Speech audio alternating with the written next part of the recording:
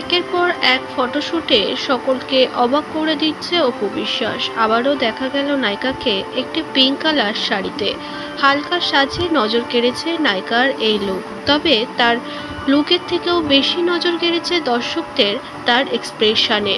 নায়িকা যেন ইশারায় কাকে ডাকছে, কাউকে দেখে সে অবাক হচ্ছে আবার লজ্জা পাচ্ছে।